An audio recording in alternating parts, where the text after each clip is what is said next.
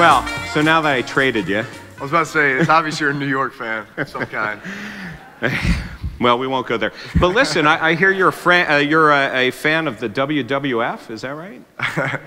Well, are you referring to what happened yesterday in the game? I am, and as a matter of fact, I should point out, and I don't know if he's here, but Chef Robert Irvine spoke to us yesterday, and his wife actually used to be with the WWE, so we were sort of wondering if there could be something that might happen here. Well, no, you know, actually WrestleMania was here in New Orleans, actually, during the spring, and so it's great that they came to town. Obviously, there's a bunch of WrestleMania fans around New Orleans and down in the South here, but no, yesterday in the game, I don't know who all saw the game, but we beat the Minnesota Vikings over here in the Dome. There you go. And at one point in the, I guess, late third quarter, a guy came in for a sack, and he already had me wrapped up and kind of waiting for the whistle to blow, but I wasn't going to go down because I was angry and just wasn't going to let this guy take me to the ground, and then he decided to try to suplex me. And so we got the penalty, got the free first down, and then went down and scored and pretty much sealed the deal in the game. So I don't think he was trying to hurt me or anything. I think he was just trying to get me down, but it was an obvious penalty and gave us a free set of downs, and we maximized it. Great. Well, congratulations on the win, and I think probably there isn't a person here in the room that didn't actually see that. So we certainly appreciate that and wish you luck with Hulk Hogan, I think is what the quote was, something about that. Well, I said it looked like an '85 Hulk Hogan WrestleMania suplex. We got it. Yeah. So listen, also congratulations on the birth of a new daughter. Thank you. And that's your first daughter. First daughter, fourth child. So we have 3 boys and now a baby girl. Balin, Bowen, Callan, and Rylan is our little girl. She was born August 25th, so she's only about 3 weeks old now. Her brothers absolutely adore her, and that's what's been the best part of it so far, is just watching the way that they interact with her. And you know, obviously she's so young now, but they all want to hold her, they all want to touch her, they all want to kiss her, and you know, they actually kind of fight over her, which that's all well and good now, but the minute she starts crawling and she starts taking their toys, I think they're gonna be singing a differt tune when it comes to baby sister. Wait, well, you know, there's going to be some other things down the road too, that it's a father of a daughter you're going to have to deal with too, right? Yeah. So how does that feel to have a daughter in the mix? It feels great. My wife and I, it's funny, we've been married 11 years. We met in college at Purdue University. But you know, when we first got married and started talking about having a family, our dream scenario was to have 3 boys and then a girl. I have always wanted a big family. Loved the idea of 4 kids. I grew up with a younger brother, so I knew how special that is to have, you know, boys that are close together and to have that, you know, being brothers and all that comes along with that. But to have that little girl, there's something about it that's extremely special, and I'm really looking forward to these you know, upcoming years. Well, great. Listen, after the Super Bowl, you went to Disney World, and so of course, you know, you have the kids. And what did you enjoy most about your trip to Disney World? Oh man, there's so many cool things about Disney. Disney is, well, it's the most magical place on earth, right? Right after the Super Bowl, we just had our oldest, or our first son, Balin, and he was only 1 year old, so he actually slept the entire time we were there. So he didn't really get to, you know, capture it. But since then, actually, I do a football camp through our foundation, the Brees Dream Foundation. It's the Drew Brees Passing Academy and 7-on-7 tournament, and we actually have 25 of the best high school football programs from around the country bring their teams down, and we do an instructional kind of skills portion of the camp for 1 day, and then we do a 2-day 7-on-7 passing academy. But as a part of that, we get tickets for these kids to be able to go into the park and enjoy Disney, which for a lot of them it's the first time that they've ever had a chance to do that, and really a once-in-a-lifetime opportunity. But now, you know, my kids are at the point where they're 5, almost 4, 2, and you know, they can really, they've been able to, you know, enjoy, you know, obviously all that Disney has to offer. I think their favorite ride is the Buzz Lightyear ride. Anybody been on the Buzz Lightyear ride at Disney World? It's where you get to shoot Zurg with lasers and all kinds of stuff. I'm not sure we've had more fun. Well, I got to tell you, we actually, I'm aware that we have some people from Universal here, from SeaWorld here, and I think from Disney World here as well. So you need to be an equal opportunity in the future. We would love to do that. But are the kids telling you to win another Super Bowl? And yeah, they're for that purpose? yeah, Balin, you know, Balin was Balin got that moment, which is will forever be one of the greatest moments of my life as a father, to have him up there on the podium when we won Super Bowl 44. But now with 3 other kids, they're starting to get their feelings hurt a little bit. So gonna have to find a way to win 3 more before I call it quits. Well, you know, you brought up your foundation, and you're certainly a very charitable family, and we also want to show our appreciation to you for supporting the CARE Foundation, which is supporting No Kid Hungry here. You know, how do you tie and leverage in community relations and charitable giving through the restaurants? Is there a tie that you're doing? Well, absolutely. So I'm a Jimmy John's franchisee here in New Orleans. We actually have the area development agreement for not only New Orleans but the North Shore as well as the West Bank. So hopefully within the next 5 to 7 years we're going to have 20+ stores here in the greater New Orleans area. We've got 6 stores right now, and so a lot of it has been trying to establish the Jimmy John's brand down here in New Orleans. We brought it here about 3 years ago, and it's been extremely successful, and certainly with that success, we've been able to provide a lot of jobs here in New Orleans, and have been able to tie in with a lot of different charitable organizations in town. In fact, one that's coming up is Team Gleason, which is Steve Gleason was a teammate of mine who for ALS, right? Was stricken with ALS. Yes, he is almost 3 years, actually coming up on 4 years into that, from his diagnosis. And he's doing great, and really I think he's one of 2 or 3 other people who have been absolutely at the forefront of helping to fund technology programs for ALS, but also to help find a cure for ALS. Anyway, he does a lot of events in town, and we are supporting one of his events here in the upcoming weeks. But we're constantly finding different organizations to help and support. But the restaurant industry is certainly a easy industry to tie into the community, and it's also a way to funnel and do charitable things as well. There's no doubt. Right? So let's talk about Jimmy John's. So there's a lot of restaurant companies out there. There's a lot of athletes and that invest in restaurants. So why Jimmy John's?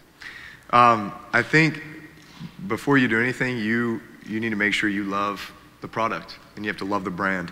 And my exposure to Jimmy John's began my freshman year at Purdue University back in 1997. Move up to the Midwest, and sure enough, I end up probably ordering about 3 deliveries of Jimmy John's per week to Wiley Hall, which is the dorm I was staying in, throughout my freshman year and just about every year after that.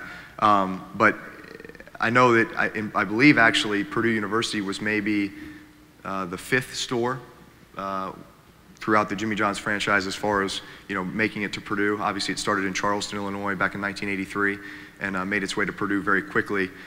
So I love the product, love the brand, have always loved the number 9, the Italian nightclub. That's my favorite. And when I graduated college and obviously got drafted to the San Diego Chargers, it was football and this and that, but it would always go back to Purdue. And whenever I'd go back to Purdue, we didn't have a Jimmy John's in San Diego. We didn't have Jimmy John's down here. So whenever I would go back, I was hitting Jimmy John's 2 or 3 times in a 2 or 3 day span. Okay, so wait. So I got to ask you a question. So when you're in college, you were number 15. Yes. But you liked the number 9. Right. Now, I've read a number of things that are all the 9 coincidences. Sure. There's a lot of press about that. Sure. So by some chance, did Jimmy John's influence the change of number? You know what? I think just kind of subconsciously, subliminally, I think it did. I've always said it was Ted Williams because I was a huge Ted Williams fan growing up. But now that you mention that, I think that is absolutely the reason. Nobody's ever pointed that out. I went to bed before? dreaming about Jimmy John's in college, and next thing you know, I get signed by the Chargers, and they ask me what number I want to be, and I just blurt out 9. No, that was good.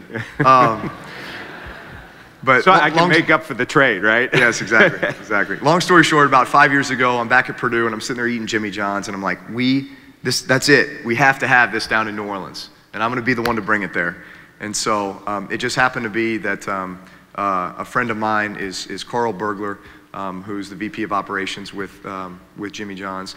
He was a walk-on quarterback my year at Purdue. And so I stayed in touch with Carl, and I called up Carl, and I said, Carl, how do we get Jimmy John's down in New Orleans? And he said, you know what, we just opened up the territory. Are you interested? I said, yes. So that started the process, and it's been a pretty awesome ride. Certainly learned a lot. I take great pride in the business and the Jimmy John's brand, and not only the stores that we're trying to build here, and certainly trying to build a successful business, but I take great pride in the way that Jimmy started the brand, and certainly trying to always put our best foot forward to represent him and all that he's built.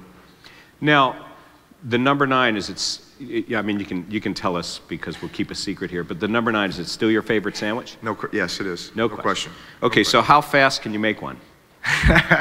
Not as fast as our in-shoppers that are on the line there. Certainly not within 30 seconds or less, so they would kick me out very quickly. That's our motto. You order a sandwich at Jimmy John's, you're gonna get it in 30 seconds or less.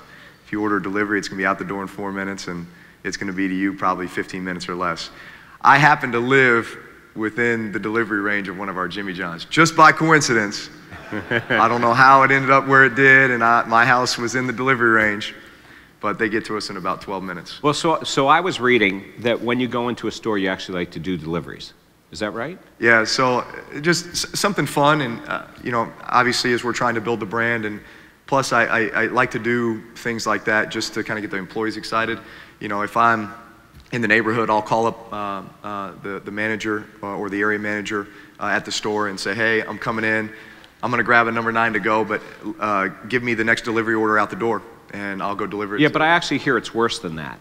I hear that you actually tweet when you're on the way in. It causes traffic jams and a whole bunch of other problems along with that. Is that true? We did do, on one occasion, so we had a dollar sub day at our first store, which is our Veterans Highway store here in New Orleans.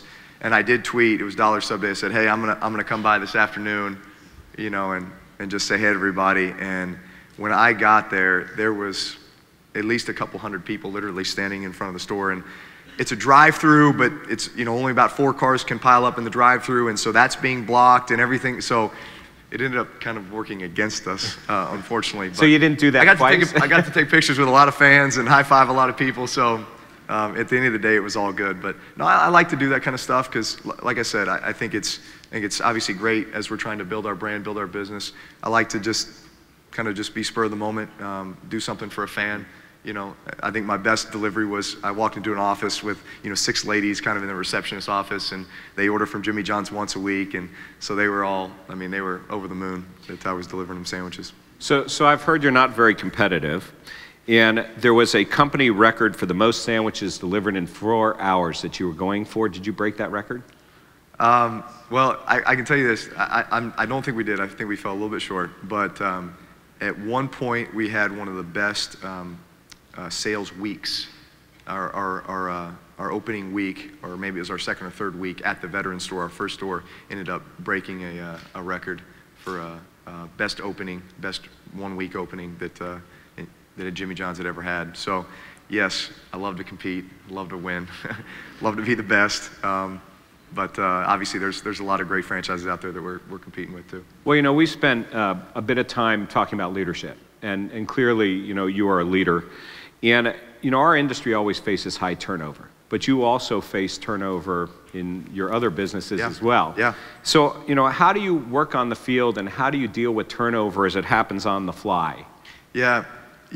Probably what I'd compare that to is, yes, there's turnover year to year, but obviously within the restaurant industry, you could have turnover, week to week or month to month, and all of a sudden you're having to scramble and quickly train people and put them in positions that at times you'd like to have some more time with them before you.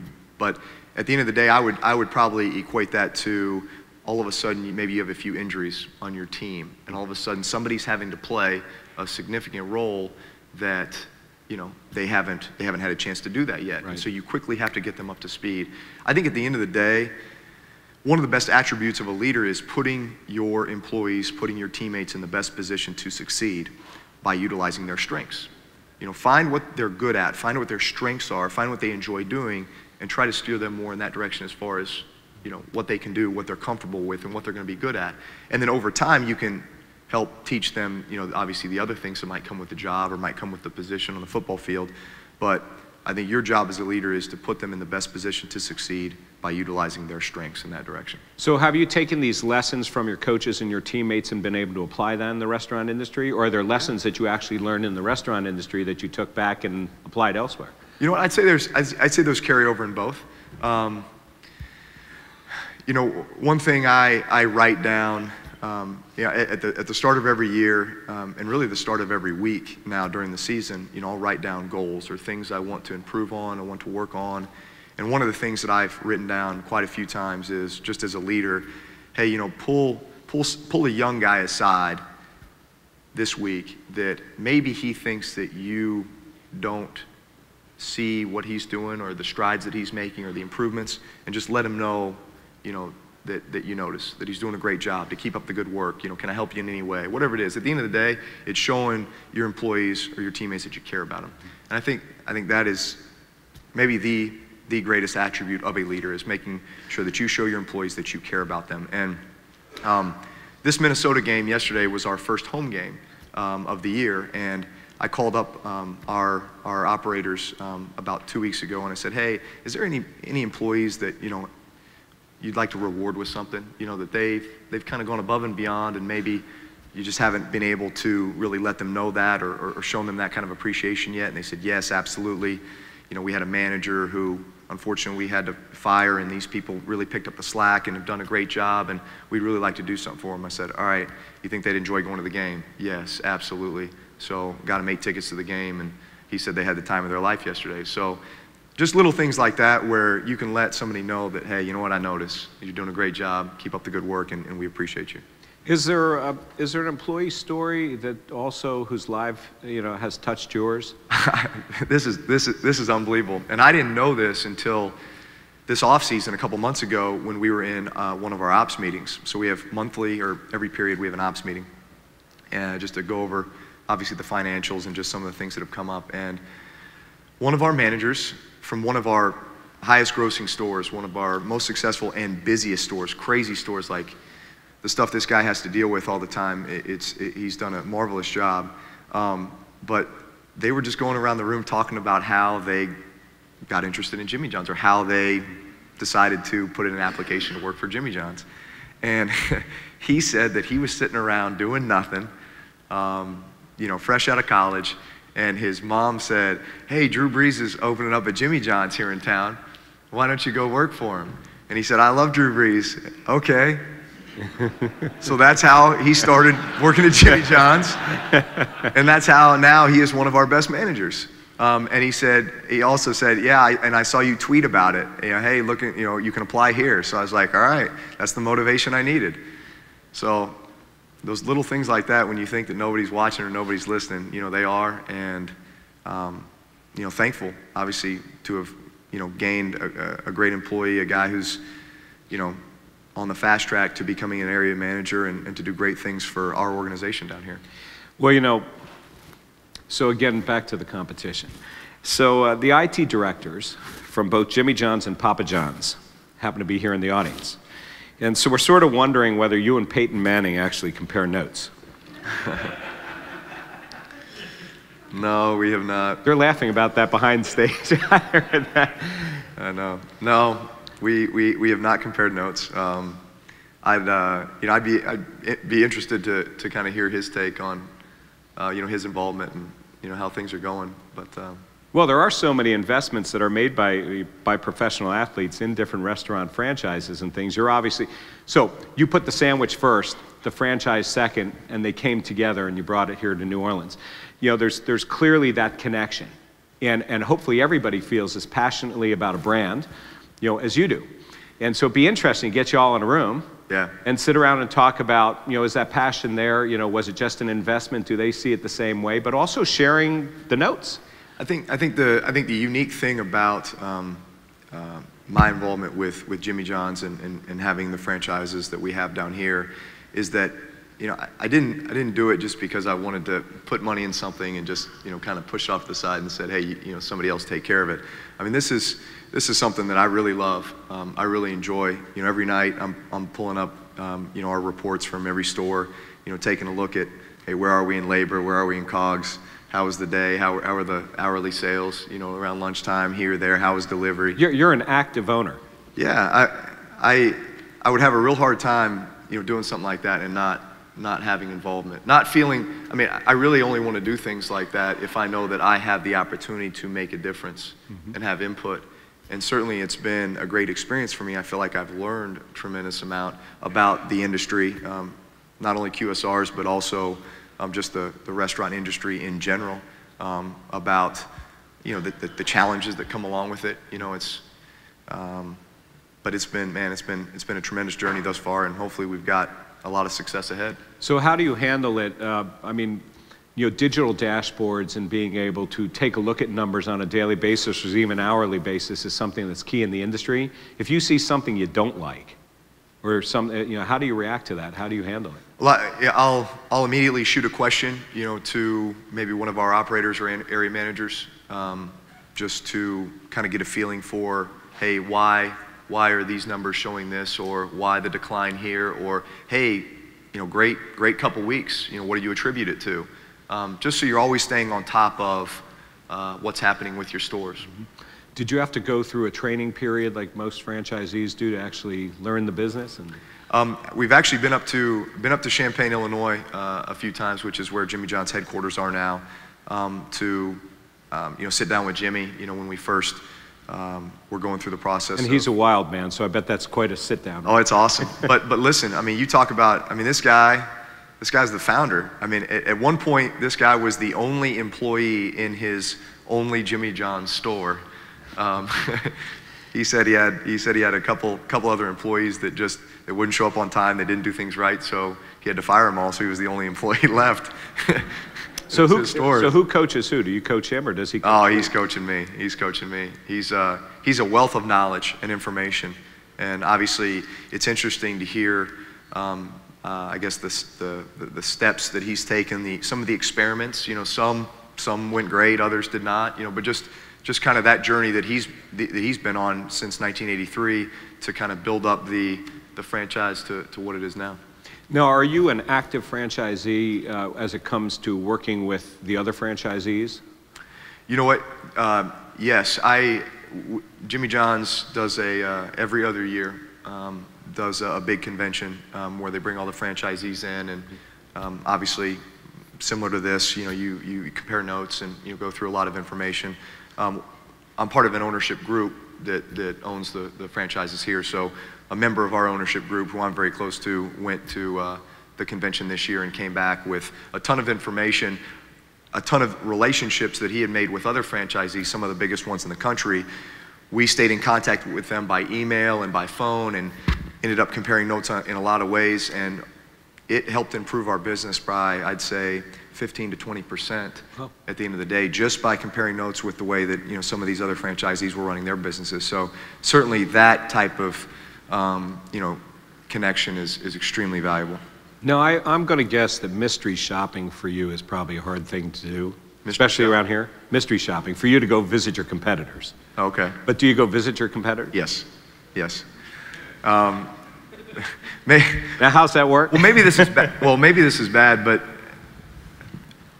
of course, if I'm looking at a location, which I've done so much of here over the last 3 years, because obviously we're constantly thinking about, you know, growth and certainly securing some pretty key areas. But you're looking in the area. Where's our competition?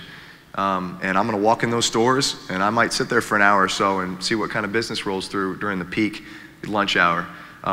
Maybe that store is in a location that we really want to be in, and if I feel like they're struggling, then we're going to wait until they close down, and then we're going to get the site. But how do you do that? Do you do that incognito? You go in the store? I mean, it must be very difficult to do that. Yeah, especially when people know that you own Jimmy John's.